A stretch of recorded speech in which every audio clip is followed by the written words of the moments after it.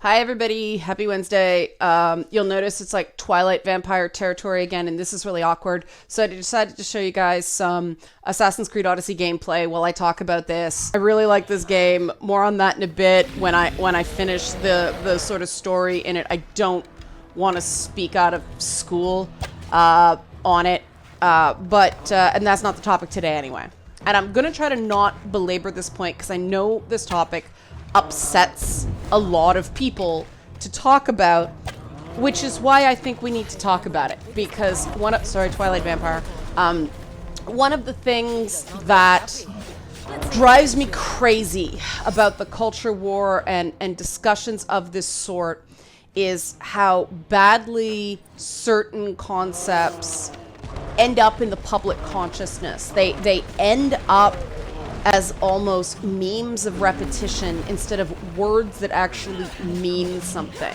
And that drives me crazy. I'm one of those people who believe words have to mean something, because if words can mean anything we want them to mean, then it means certain people can lever words themselves and constantly change the meaning of words. And that's a way to maintain power while everyone else is struggling to catch up, because the power lies with those who get to set the definitions.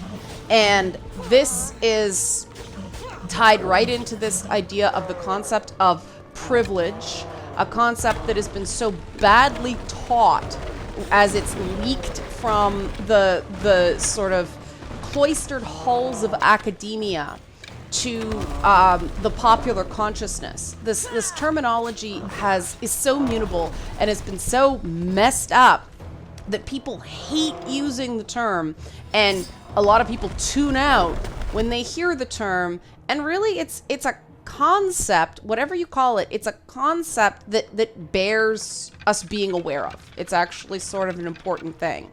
Now, the funny thing about privilege is privilege, of course, comes out of Marxism. And Marxism, funny, it was more Engels that did this as a sales pitch to get more sort of converts to Marxism.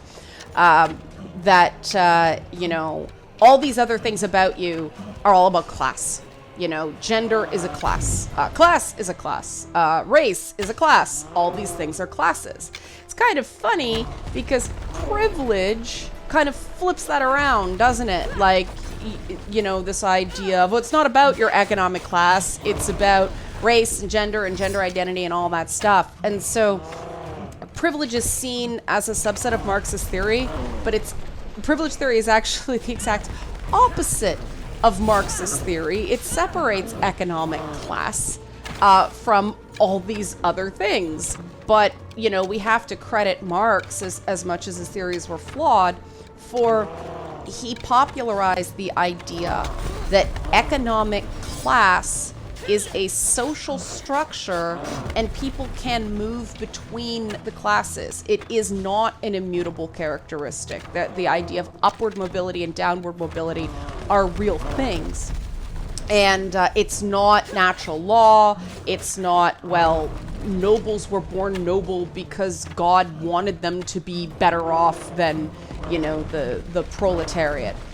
And that's an important change in Western perceptions of humanity and what it means to be rich and what it means to be poor. And I had this discussion over email with somebody who was one of these people, and I'm not judging, right? One of these people who believe that we should do away with the word privilege and use the word advantage. So people who we consider now to be less privileged are considered disadvantaged. And while I was mulling that over, I realized, wait a minute, that's what we called them in the 1980s. It was disadvantaged people. And the history of why we stopped using this word is really quite interesting. And, if you weren't born before 1980, you missed this chapter of political correctness, because as the black middle class started to grow, it was believed that it was offensive to refer to someone as disadvantaged because of the color of their skin, because it implied connections to poverty and an assumption. And so it was perceived to be an insult to refer to black people as being disadvantaged just because they're black, for instance. So they stopped using that word, and in the mid-1990s, this idea of privilege became popular. And a privilege is separate from an advantage by the fact that it can be taken away. An advantage is something about yourself. For instance, Usain Bolt's stride length is an advantage in short distance track, in all distance track. But running over short distances, Usain Bolt has to take fewer steps per 100 meters than another runner. The better you place in qualifying, the closer you get to the center of the track. So it's easier to see people on each side of you. That is considered, that's the privilege of hustling and qualifying. Because otherwise people would just be like, well, run the minimum to get through. It's a privilege who runs in the center as opposed to who runs outside. That's the difference. No one can take away Usain Bolt's stride length. They can decide what lane he runs in the final. Does that make sense? That's a really reductive example just to show you the difference.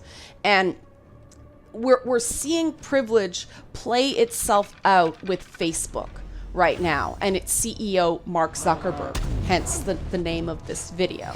And Mark Zuckerberg is a poster child for privilege. Zuckerberg he's clearly very intelligent. He lacks a large amount of wisdom, meaning he is able to retain data very well, but clearly lacks an understanding of people. That's why wisdom and intelligence are different stats in Dungeons and Dragons, and I think that's very important. That's a very wise thing. And Zuckerberg has an advantage in creating technology because he's very raw intelligent, obviously. He's very driven. The privilege we get into is that Zuckerberg has obvious failings, obvious blind spots, obvious weaknesses in other places that he is not being forced to improve. And this is why privilege is it is not necessarily an advantage. If you keep leaning on your privileges, you never actually get better. You're allowed to just kind of coast through life and not improve. And that's another real reason that people don't like saying privileges are advantage, because in the long run, they're not. In the long run, privileges, it's like going through life on easy mode. Okay, you can beat a game on easy mode, complete it. But do you ever really become a good player? No. You need those challenges. You need the possibility of failure to get better. And so in the long term, privileges are actually weaknesses. And that's the very interesting thing about privilege theory. And that's what not being aware of the version of easy mode that you're playing does. It may not necessarily hurt you because you coast through things. It hurts the community that's giving you the privileges. And this is why it's important to understand them. Going back to Mark Zuckerberg. Mark Zuckerberg, by being very smart at computers and very dumb at people, especially HR and personnel and media and where to spend money wisely, the analysts have said, Facebook's great at growth. It's not really good at anything else. Because of that, Facebook has tarnished the entire reputation of online social networking spaces. It has tarnished the idea of online privacy. It has rallied calls for regulation, and our collective freedoms online are being eroded because a guy like Mark Zuckerberg just keeps screwing up and doesn't get better because he's playing life on easy mode. Now, what do most gamers hate about easy mode? It's an unsatisfying experience that leaves us bored, and we lose a lot of the features we really like that we find more enriching on harder difficulty levels, right? You feel like you're getting the real experience of the game when you play at least on normal, if not on hard. I remember when I finally got over my own head fake and started playing on higher difficulties and on Halo, I'm like, oh wow, this is a much better single player experience.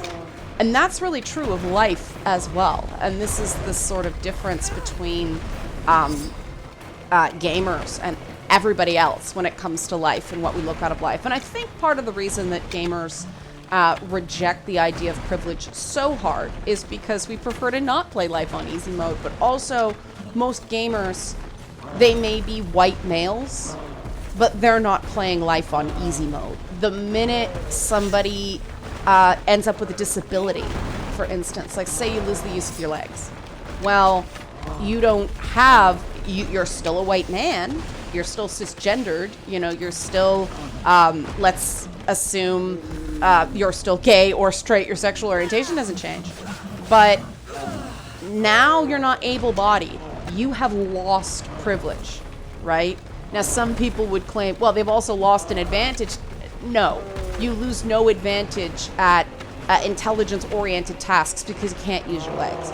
I really do think that able-bodied privilege is a major problem in our society because, you know, counters at you know, service counters like at restaurants or banks or things like that, and stairs, those 3 stairs going up to the front of an office or the front of a store that I didn't think twice about until I wrecked my knee and was on crutches for 2 months.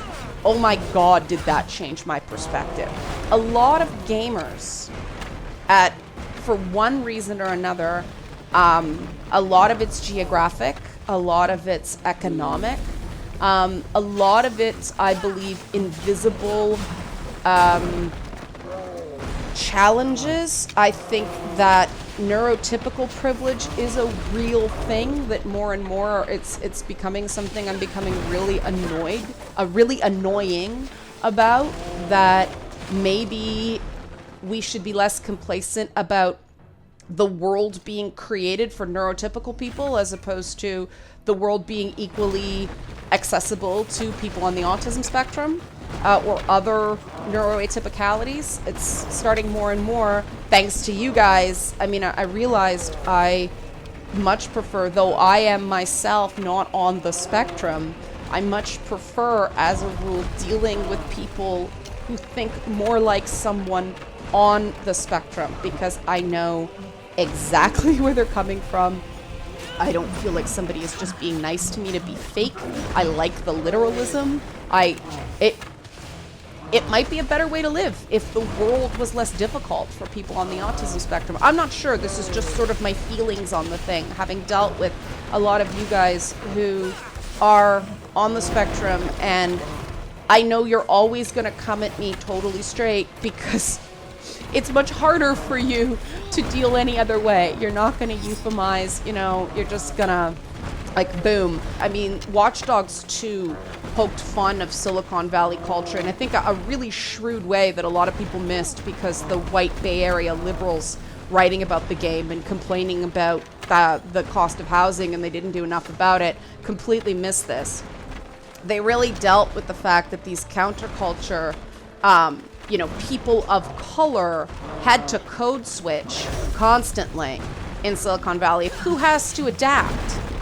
The people who don't get to set the code, right? The people who don't have access to the cheat codes.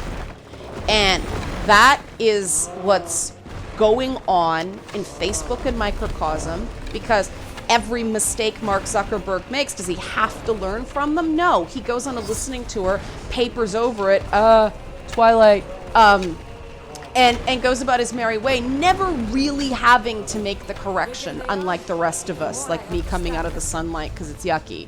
And in the long term, this is making Facebook a less good company. In the long term, this is making the Facebook experience less good.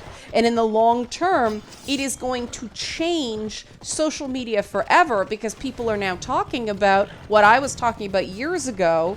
2 years ago, I was saying that the only way to fix the problems with Facebook, if Facebook, well, let me put it more clearly. The only way to fix the problems with Facebook is to force it to have the responsibilities of a publisher, meaning they are responsible for the content they put up there. Now, Facebook can choose to self-regulate that way, which is the ideal, because governments don't know shit about the internet, or the government is going to regulate them.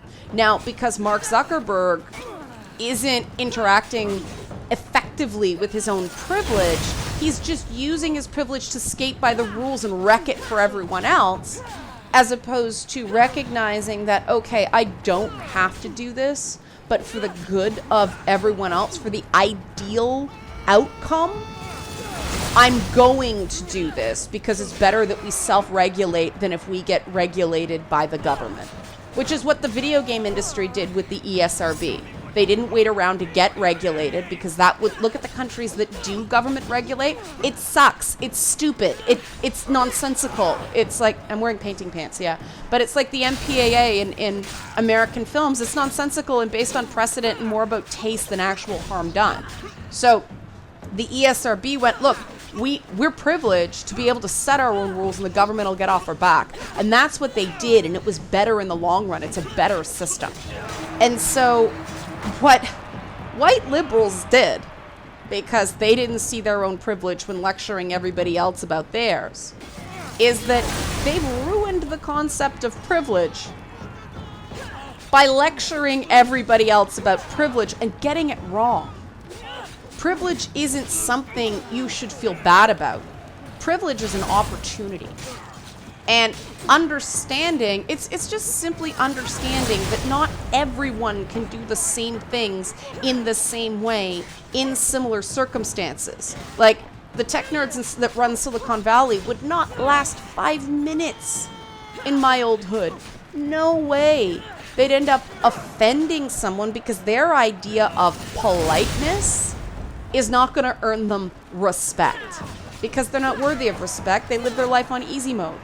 You could choose to actually listen, or you can choose to Mark Zuckerberg listen, which is go out and pretend to listen and then go yell at your staff to fix the problem. It's not the same. The thing to understand about privilege is, in the long run,